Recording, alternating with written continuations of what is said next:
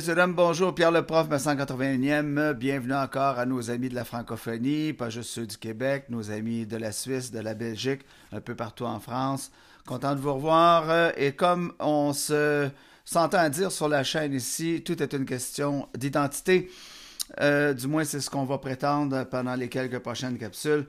Comment est-ce qu'on s'y prend pour saboter justement cette identité dans le but d'arriver à certaines fins?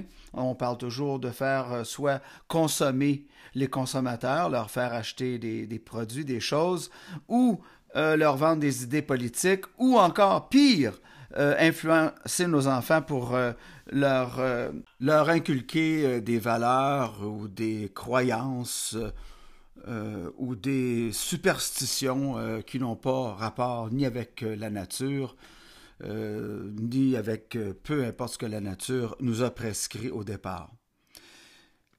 Ce sabotage se fait de deux façons. Il se fait par la séduction ou la sollicitation. Vous savez comme moi que nos amis caquistes n'ont pas hésité à procéder à des moyens aussi bas il y a 2 ans de cela et 3 ans, là, quand on leur offrait des hot dogs pour qu'ils aillent se faire injecter, ou encore, contrairement à ce que le INSPQ, Institut national de la santé publique québécois, demande, oblige, c'est de ne pas soumettre les jeunes à l'alcool, au tabac et aux billets de loterie. Alors, les caquistes ont fait fi de tout ça et ont offert des billets de loterie à des mineurs pour qu'ils aillent se faire injecter. Alors, vous voyez à quelle bande de malautrus on a affaire.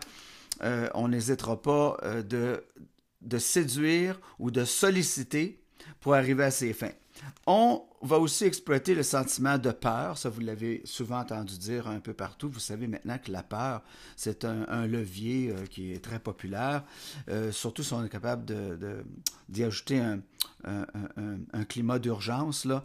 Alors, on fait agir les gens comme ça. En fait, on ne les fait pas agir, on les fait... On augmente leur blocage respectif. Parce qu'il y a question de blocage, ça, on va en parler aujourd'hui. On cherche les zones sensibles chez les gens par des moyens qui favorisent les blocages, justement. La dépendance à un produit ou la dépendance à une idée politique. Voyez-vous, c'est blocage, dépendance, c'est ça qu'on cherche à faire plutôt que chercher l'émancipation des sens, l'émancipation de la personnalité, de l'appareil psychique, sous toutes ces formes-là. Et comme le dit Marie-Estelle Dupont, cette psychologue que je vais citer de plus en plus souvent maintenant, on procède à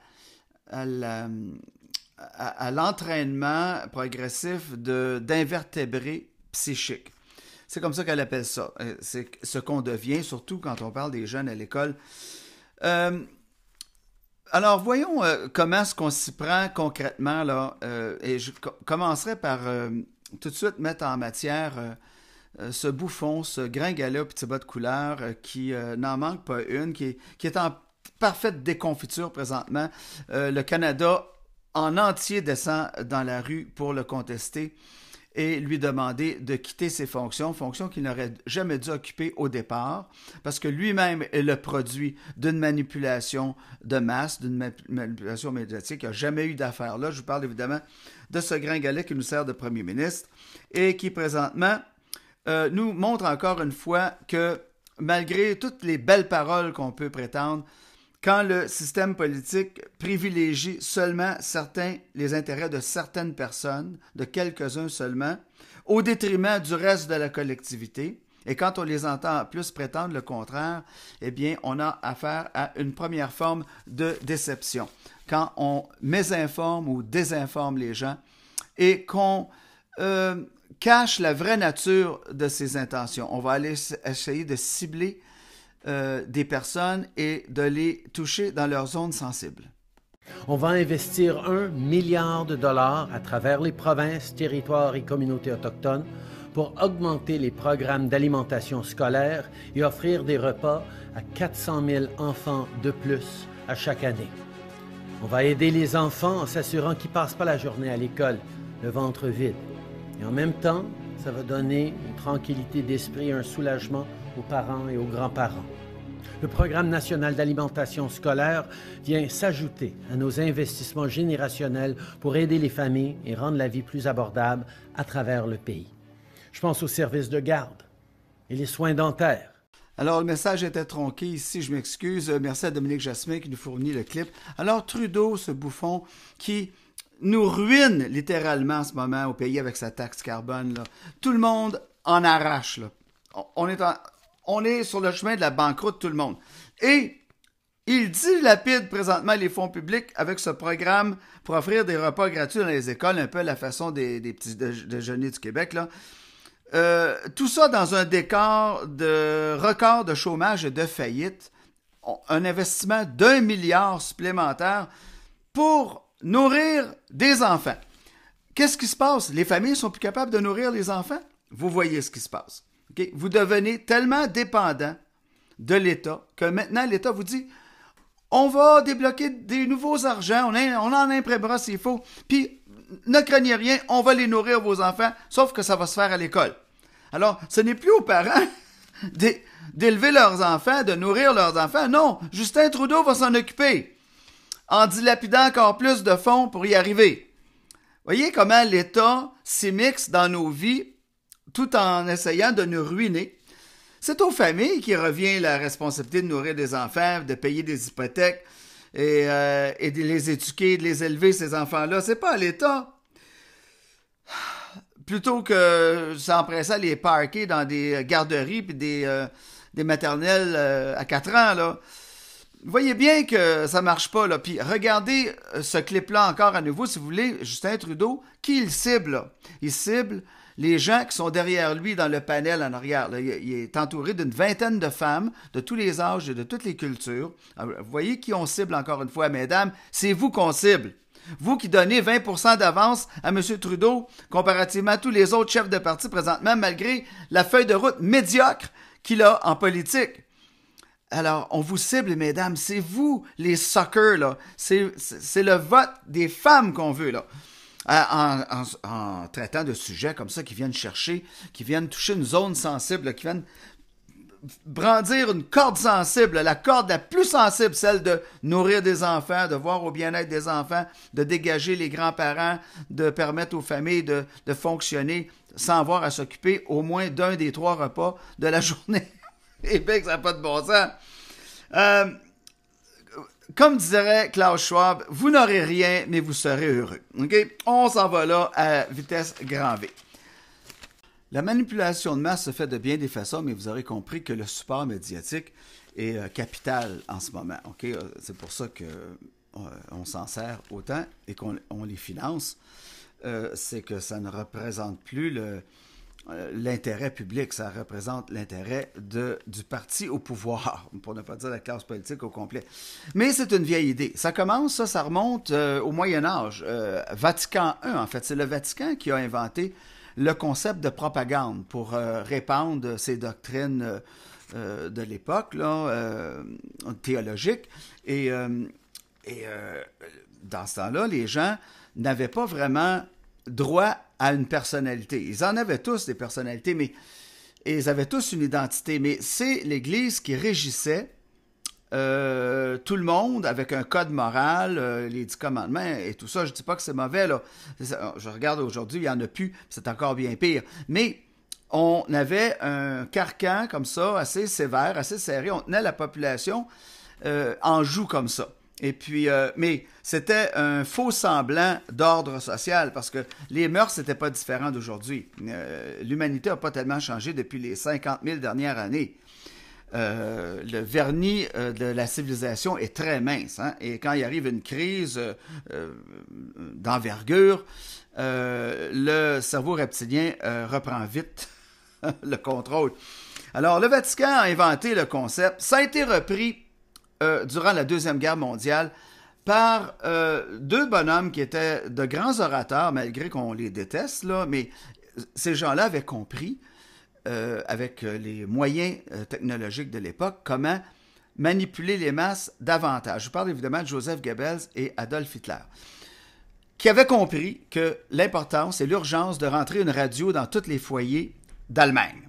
Ça pressait. Aussi, ces gens-là ont vite appris à se servir des micros sensibles qu'on venait d'inventer et des haut-parleurs haute fréquence qui n'existaient pas avant et qui permettaient enfin aux tribuns de pouvoir s'adresser à des foules de milliers de personnes à un volume qui dépassait l'entendement normal qui était surréel parce que les tribuns avant pouvaient juste crier à tue-tête sur les planches d'une tribune puis espérer se faire entendre de la population devant eux.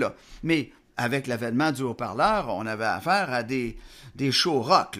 En fait, les premières rock stars de l'histoire, si vous y pensez comme il faut, brandissant des micros et se servant des haut-parleurs, c'est les politiciens des années 30. Ils avaient compris, mais les Allemands, ils ont vraiment poussé ça une coche plus loin. Surtout qu'ils étaient à la fine pointe de cette technologie-là. Là, je parle les compagnies Telefunken, Blaupunkt, Sennheiser. Je veux dire, le reste du monde ont pris un modèle sur eux. Les Allemands ont toujours été de grands inventeurs, de grands créateurs comme ça au niveau de la technologie. On ne peut pas leur enlever ça, même si on leur reproche qu'ils ont fait durant la Deuxième Guerre mondiale. Und ich fasste damals den Entschluss, es als einzelner Unbekannter zu wagen, diese Zerreißung, den Krieg anzusagen und über diese Parteien hinweg das deutsche Volk eben doch wieder auf einer Ebene zusammenzufassen. Bravo.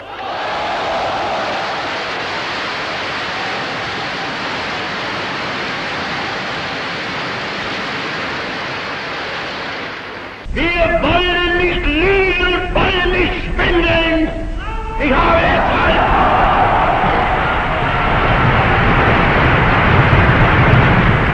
habe deshalb es abgelehnt, jemals vor dieses Volk hinzutreten und billige Versprechungen zu geben. Es kann niemand hier gegen mich aufstehen und zeigen, was ich je gesagt habe. Ich behaupten, das deutsche Volk wehrt sich gegen die totalen Kriegsmaßnahmen der Regierung. Es will nicht den totalen Krieg, sagen die Engländer, sondern die Kapitulation. Wollt ihr den totalen Krieg?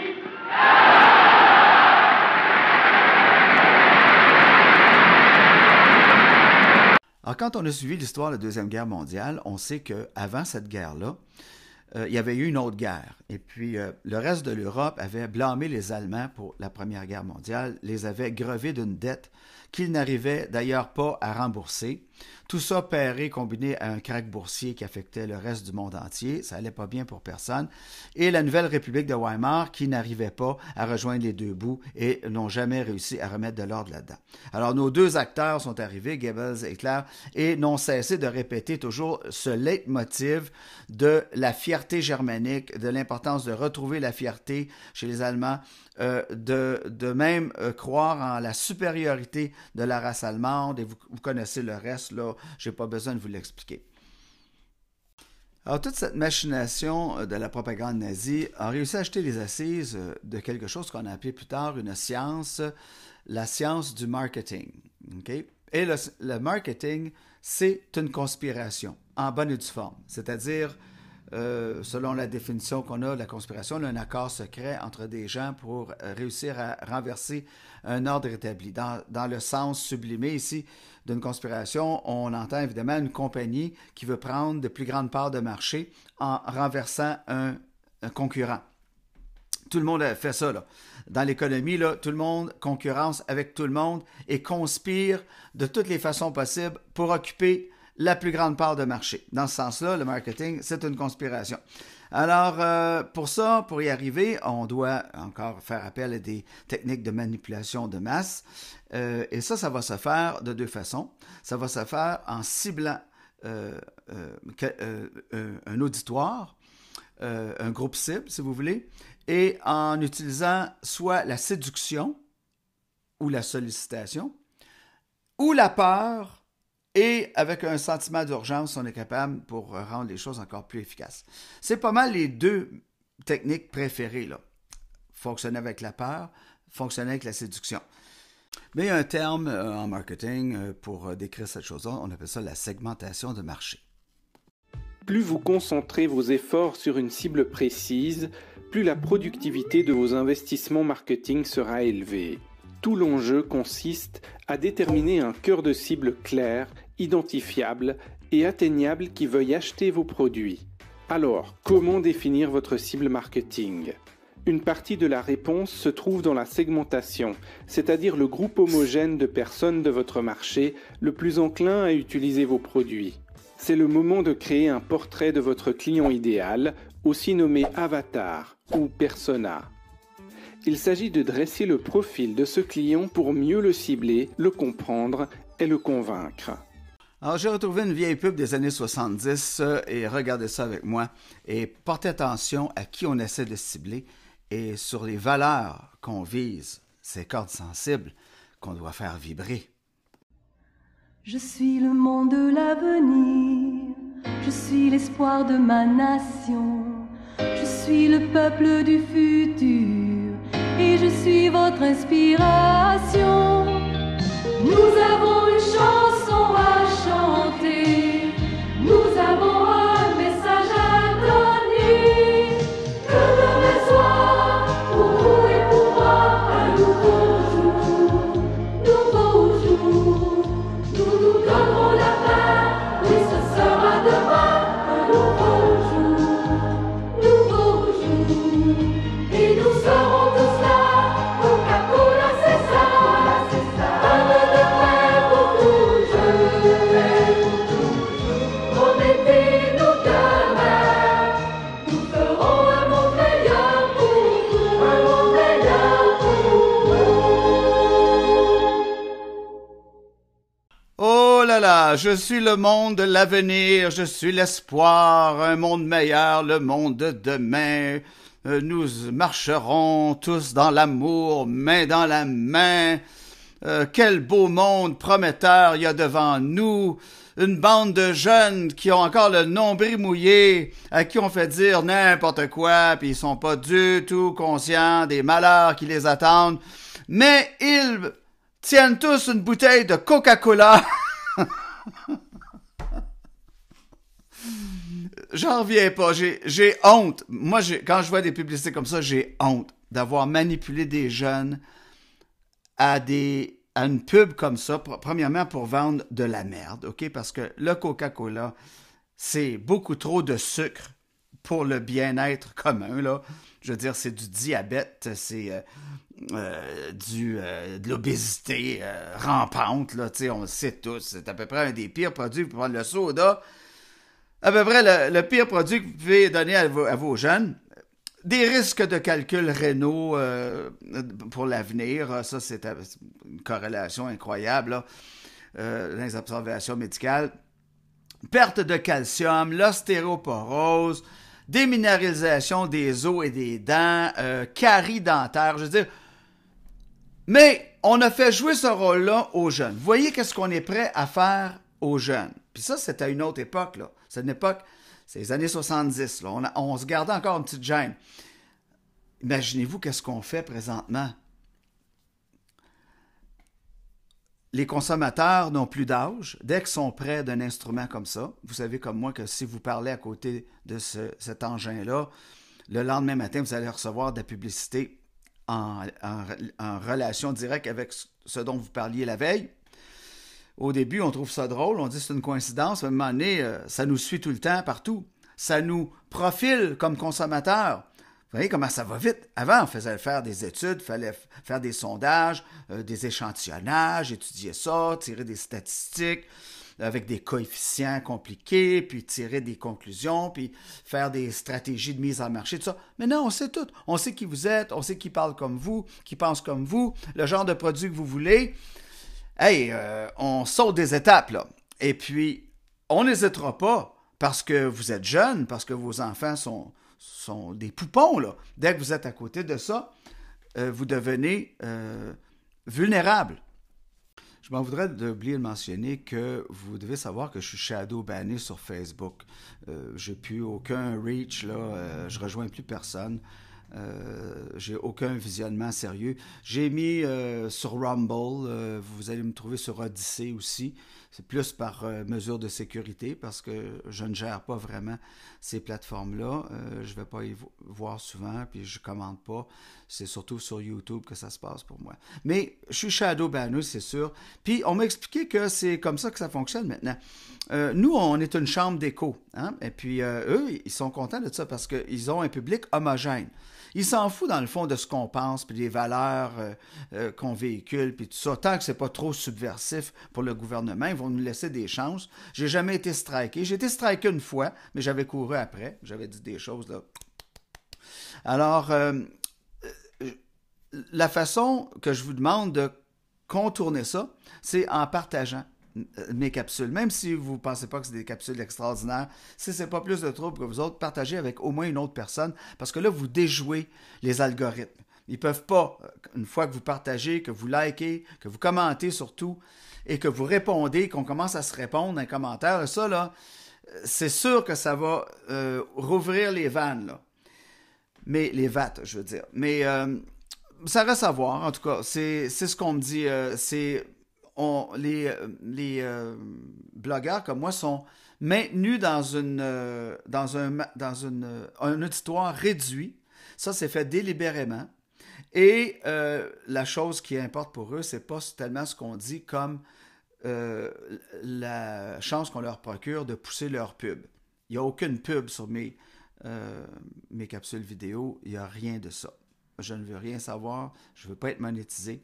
Et je ne veux surtout pas être interrompu quand vous regardez mes capsules. Alors, à bon entendeur, salut. On se laisse là-dessus. Je vous reviens avec des mots que je vais réhabiliter avec vous. On parle ici de glissement sémantique. Ça, c'est une autre technique de manipulation de masse. Okay? Quand on commence à changer des termes, soit par usurpation ou par corruption. Et puis les deux mots auxquels je vais venir en aide, je m'apporte à la rescousse du mot égo, l'ego, et du mot caractère. C'est ce qui s'en vient dans ma prochaine capsule. Alors, restez au poste, on se tient au courant. Merci, messieurs, dames. Je vous souhaite une bonne semaine et puis à bientôt.